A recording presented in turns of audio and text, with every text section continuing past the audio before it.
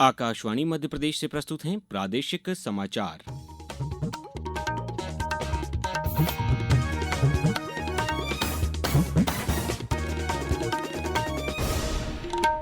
नमस्कार, समाचारों के साथ मैं अभिषेक कटियार। सबसे पहले इस बुलेटिन के मुख्य समाचार।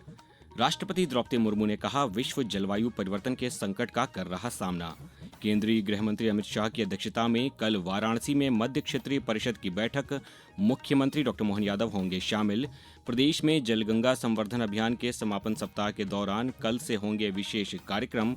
और प्रदेश में बारिश का दौर जारी, उज्जैन समेत 4 जिलों में भारी बारिश का अलर्ट।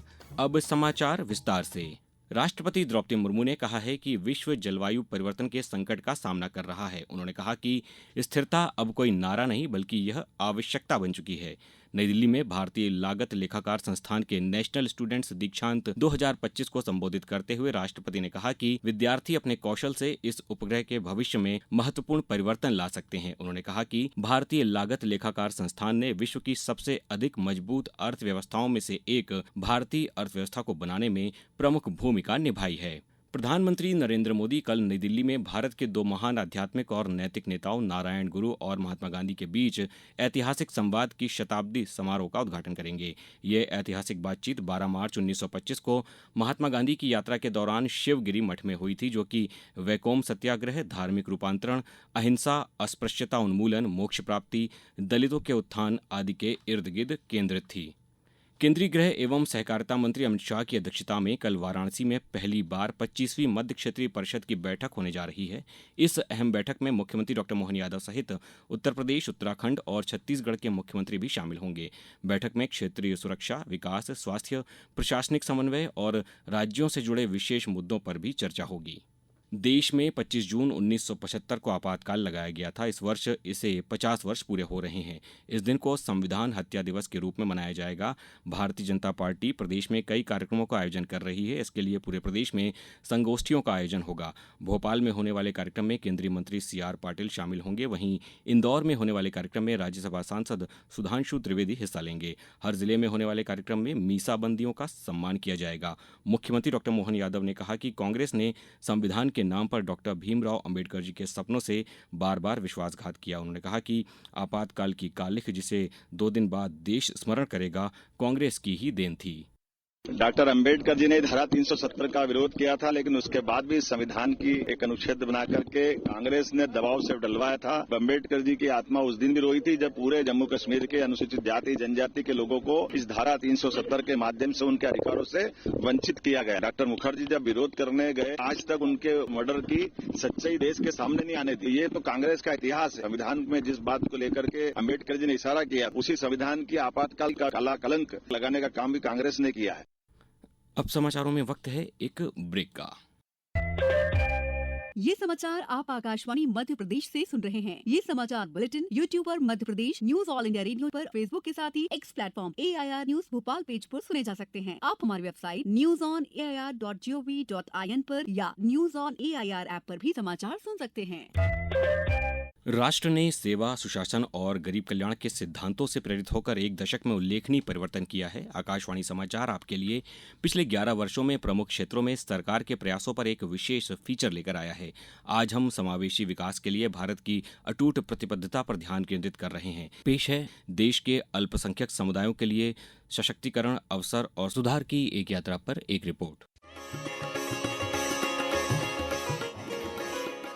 पिछले एक दशक में सरकार ने शिक्षा, आर्थिक सशक्तिकरण और बुनियादी ढांचे के विकास के माध्यम से अल्पसंख्यक समुदायों के उत्थान में महत्वपूर्ण कार्य किए हैं। प्रधानमंत्री जन विकास कार्यक्रम के अंतर्गत 18,400 करोड़ रुपए से अधिक की परियोजनाओं को मंजूरी दी गई। राष्ट्रीय अल्पसंख्यक विकास और वित्त निगम ने पिछड़े वर्गों को रियायती ऋण प्रदान करते हुए 1,74,000 से अधिक लाभार्थियों को 752 करोड़ रुपए से अधिक वितरित किए। सांस्कृतिक और समुदाय विशिष्ट पहलों ने भी सार्थक प्रभाव डाला है। हज सुविधा ऐप और हज स्वयंसेवकों के लिए समर्पित प्रशिक्षण कार्यक्रमों ने तीर्थ यात्रा के अनुभव को बेहतर बनाया है, जबकि ऐतिहासिक वक्फ संशोधन अधिनियम 2025 और उम्मीद पोर्टल ने पारदर्शिता और शासन को मजबूत किया, जिससे वक्फ संपत्तियों के लिए डिजिटल प्रबंधन के एक नए युग की शुरुआत हुई। इसके अतिरिक्त बौद्ध विकास योजना और जियो पारसी जैसी अन्य योजनाओं ने संस्कृति को संरक्षित करके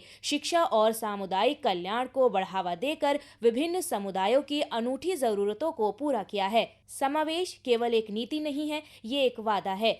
योजनाओं, छात्रवृत्ति, डिजिटल सुधारों और विरासत संरक्षण के माध्यम से सरकार सशक्तिकरण और समावेशन को बढ़ावा दे रही है। विष्णु की रिपोर्ट के साथ समाचार कक्ष से मैं सरफिरोजी। विकसित भारत का अमृतकाल, सेवा, सुशासन, गरीब कल्याण के 11 साल।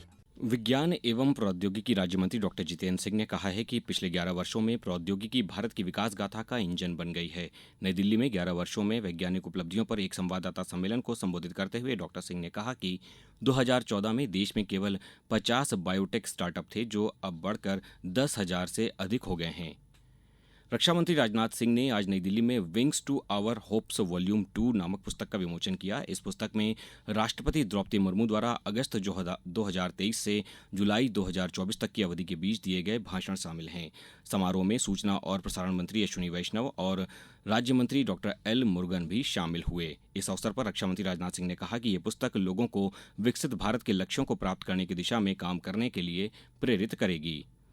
उप मुख्यमंत्री राजेंद्र शुक्ल ने कहा है कि स्वास्थ्य संस्थानों में उपचार के साथ साथ स्वच्छता और साफ सफाई भी अत्यंत महत्वपूर्ण है। उन्होंने कहा कि स्वास्थ्य सेवाएं केवल दवा और इलाज तक सीमित नहीं हैं, बल्कि अस्पताल परिसर का वातावरण, संक्रमण नियंत्रण, स्वच्छता और मरीजों को मिलने वाली संपूर्ण देखरेख भी उतनी ही आवश्यक है।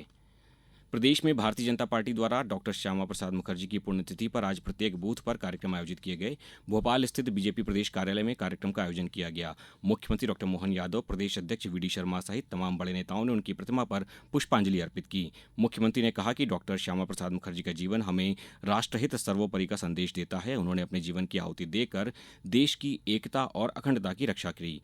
प्रदेश के रायसेन, देवास सहित अन्य जिलों से भी कार्यक्रम आयोजित किए जाने के समाचार हैं। प्रदेश में जल संरक्षण, जल स्रोतों के पुनर्जीवन और जन जागरूकता को बढ़ावा देने के लिए शुरू किया गया जलगंगा संवर्धन अभियान का समापन 30 जून को होगा। सभी जिलों में कल से 30 जून तक विशेष कार्यक्रम आयोजित किए जाएंगे। इस समापन सप्ताह का उद्देश्य अभियान की उपलब्धियों और इसके जरिए हुए कार्यों के लाभों को जन जन तक पहुंचाना है। इस दौरान कई सारी गतिविधियां आयोजित की जाएंगी। अभियान के दौरान हुए कार्यों और जन सहभागिता पर आधारित एक प्रदर्शनी भी लगाई जाएगी। अब रुक करते हैं मौसम का। प्रदेश में पिछले 24 घंटे के दौरान 25 से ज़्यादा जिलों में बारिश हुई है। गुना में सबसे ज़्यादा 5.8 इंच बारिश हुई। प्रदेश के कई जिलों में आज भी बारिश का दौर जारी है। मौसम विभाग के अनुसार चक्रवाती परिसंचरण और टर्फ के सक्रिय होने से प्रदेश में अगले 4 दिन तक बारिश का स्ट्रॉन्ग सिस्टम एक्टिव है। मौसम विभाग ने इस सीजन में पहली बार उज्जैन समेत 4 जिलों में अति भारी बारिश का रेड अलर्ट जारी किया है। उज्जैन, शाजापुर, आगरमालवा और राजगढ़ में अति भारी बारिश का रेड अलर्ट है। वहीं नीमच, मंदसौर, इंदौर और देवास में ऑरेंज अलर्ट है। अब कुछ समाचार संक्षेप में। इंग्लैंड में चल रहे भारत और इंग्लैंड के बीच पहले टेस्ट मैच में भारत ने अपनी दूसरी पारी में 236 रन 3 विकेट के नुकसान पर बना लिए हैं। नर्मदापुरम जिले के पिपरिया में सांसद दर्शन सिंह चौधरी ने 24 दिव्यांगों को स्कूटी बांटी।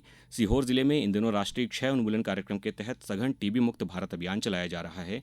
मंदसौर जिले में पर्यावरण, वन एवं जलवायु परिवर्तन संवर्धन परिषद की प्रथम जिला बैठक संपन्न हुई। खंडवा कलेक्टर ने जलगंगा संवर्धन अभियान के तहत जल संरक्षण के प्रति नागरिकों को प्रेरित करने के लिए प्रचार प्रसार करने के निर्देश दिए हैं। और देवास में बूथ लेवल ऑफिसर्स के लिए राष्ट्रीय प्रशिक्षण कार्यक्रम के अंतर्गत विभिन्न गतिविधियों के बारे में प्रशिक्षित किया गया। इस बुलेटिन में बस इतना ही। अगला बुलेटिन सुबह 7:10 पर।